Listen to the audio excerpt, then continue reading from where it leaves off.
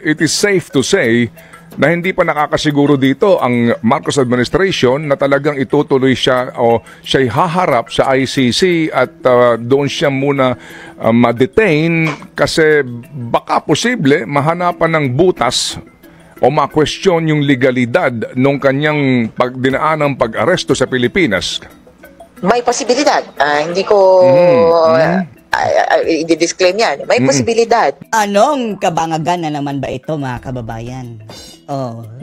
Mukhang may nakaligtaan ang mga bangag, mga kababayan, sa paghuli nila at pagdala kay PRRD sa The Hague, Netherlands. Dahil inamin mismo, mga kababayan, ng mga bangag at itong correspondent pa ng ICC dito sa ating bansa, mga kababayan, itong babaeng parang may kagat-kagat na salbabida na si Cristina Conti, na doon sa kanyang interview ni Ted Filon, mga kababayan, na pwedeng sumabit ang pagdala nila kay PRRD, mga kababayan, doon sa Netherlands. Dahil parang hindi nila nabasa na oo nga kailangan palang dumaan ito sa local courts, mga kababayan. Ibig sabihin ng local court dito sa Pilipinas, kung saan siya hinuli, mga kababayan. Pero yan po ang hindi ginawa ng mga bangag, mga kababayan. Sa makatuwid, minadali pa. Hindi na nga inantay ang desisyon ng Korte Suprema. Kaya naman, ang ginawa ng mga bangagan, mga kababayan, ay tinwist na naman nila ang batas, mga kababayan. Gumawa na sariling interpretasyon sa ruling ng ICC. Panoorin niyo po, ha? Aking pagkakaalam, dadali muna siya pagkakaalam pa. Isang local court. Tingnan niyo, mga kababayan, ha? Siya na mismo ang nagsabi. Pero later on, mga kababayan, mayroon silang pinalabas na another statement to naman, na parang taliwas na naman, mga kababayan, sa kanyang sinabi. At titignan. Dadalhin daw sa local courts, mga kababayan, ha? Alamin kung tama ba yung proseso ng Obviously, hindi tama. Dahil hindi nabigyan ng pagkakataon na matingnan ng local court, mga kababayan. Arrest. At kapag ka po na-validate, na sinabi naman na tama ang pagkakadala sa kanya. Sino ba ang local court mo? Si Bangag? Si Bangag ang nagsabi, mga kababayan, everything is regular. Wala daw mga anomalya, mga kababayan, sa paghuli kay Duterte. Sa bansang kung saan siya dadalhin, na-validate, na sinabi naman na tama ang pagkakadala sa kanya.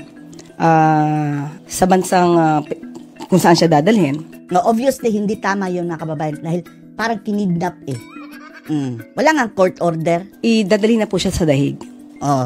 So bakit nyo dinala in advance? At eto ang twisting ng mga bangag, mga kababayan, ha? Diyan sa ruling ng ICC. Sa ICC. Basahin nyo, mga kababayan. Duterte to be brought to Netherlands court. Yan ang kanilang pag-i-interpret sa local court, mga kababayan. Local court daw ng Netherlands ang mga animal. Binabaluktot na naman nila ang batas, mga kababayan, to determine daw if the arrest was proper. Ano bang ibig sabihin ng local court? Local court, i-chat GPT nyo nga, mga ungas, kung tamad kayo magbasa. Claire Castro, bangag. Local courts nga, kung saan siya nakatira, kung saan inaresto. Mayroon bang local na sa Netherlands? Ang mga animal na ito, mga kababayan. At isa pa, may jurisdiction ba ang Netherlands, mga kababayan, kay Digong?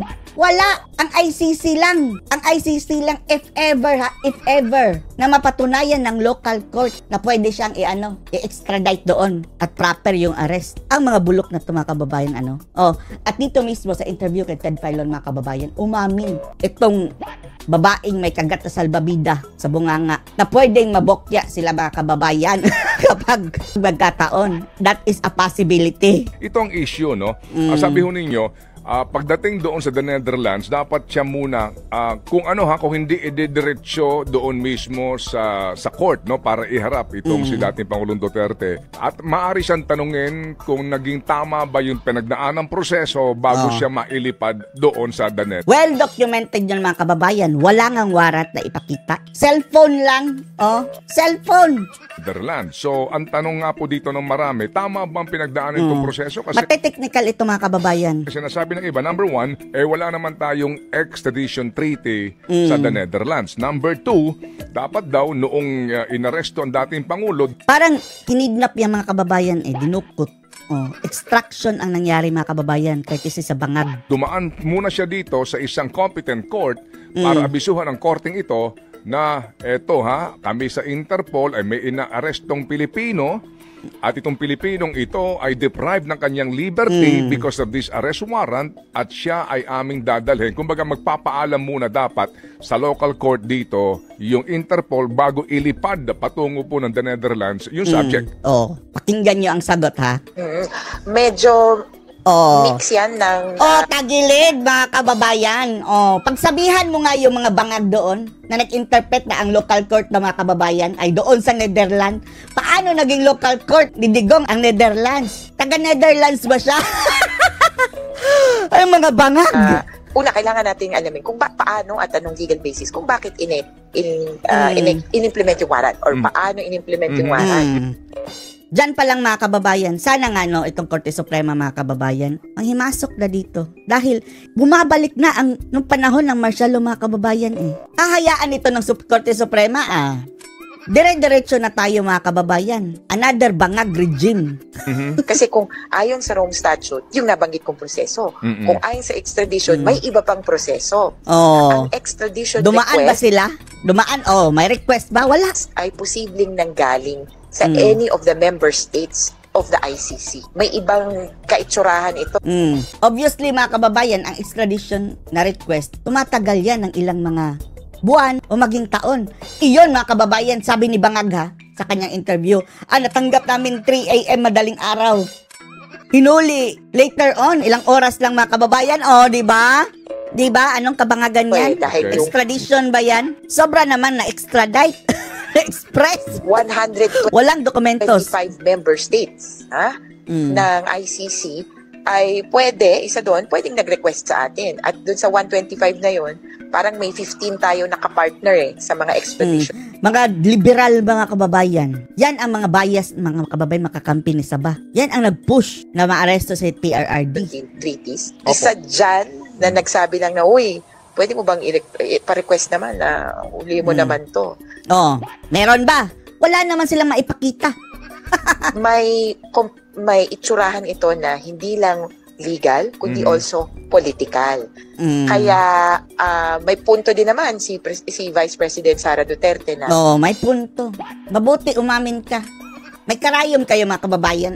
Paputokin natin yung salbabida yung kagat-kagat. Kailangan iharap sa korte, whether under the Rome Statute. Di ba? May punto si Inday mga kababayan. Umamin ang ungas. Or under extradition processes. Which is hindi dumaan. Pero posibleng may substantial compliance, particularly sa Rome Statute, kung sa Netherlands. Eto mga kababayan, hindi nga sigurado. Correspondent yan ng ICC, nakalista yan mga kababayan, correspondent ng ICC dito sa Pilipinas. Hindi sigurado mga kababayan na pulido ang kanilang kaso kay Duterte. Yung procedure mga kababayan kung paano siya hinuli. Human rights pa naman daw lawyer mga kababayan. Nasaan na ngayon ang pagiging human rights lawyer mo? Paano kung ikaw ang ikaganyan? Dahil kung sigurado siya mga kababayan sasabihin niya, walang problema.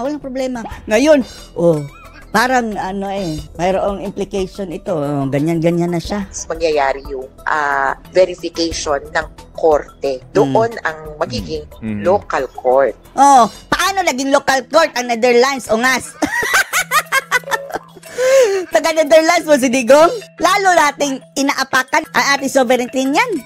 Naiintindihan mo ba anong local court? Abogada pala? Ay naku, itong mga animal na itong mga kababayan para matwist lang nila yung istorya. Opo. So, kumbaga ma'am, it is safe to say na hindi pa nakakasiguro dito ang Marcos administration na talagang itutuloy siya o siya'y haharap sa ICC. Kumanda ka bangag. Ted Filon, assessment ni Ted Filon na masasabi natin na hindi pa nakakasiguro ang grupo ni Bangag na talagang masasakote sa Duterte. Doon siya muna ma-detain kasi baka posible mahanapan ng butas o ma-question yung legalidad. Pakinggan natin ang sagot ng yung ICC correspondent. Nung kanyang dinaan ng pag-aresto sa Pilipinas. May posibilidad. May posibilidad! May pag-asa pa tayo mga kababayan. Sana ma-technical, no? Dahil dinaan sa parang extraction, kidnapping mga kababayan International Criminal Court, nagpupush ng human rights tapos numero 1 nangyuyurak ng human rights ngayon mga kababayan. At ang kanila pang ginawang kasangkapan, kakampi, ay yung pamilya Marcos mga kababayan na human rights violator. Diyos mio, dumaan sa pagiging diktador ang tatay, mga kababayan. Human rights violator, confirm. Yun ang dapat usigin ng ICC. At yung patay na yun, mga kababayan, hukayin, itapon sa West Philippine Sea. Sabi ni Sara Duterte. Ay hindi, kung sino ang nakinabang ngayon na kababayan sa kanilang ninakaw na yaman, yun ang panagutin. Hindi ko i-disclaim yan. May posibilidad. Pero may posibilidad. Anong masasabi niyo dito, mga kababayan? Napilit na namang binabaluktot ng mga bangagan ang term na local court. Post your comments below.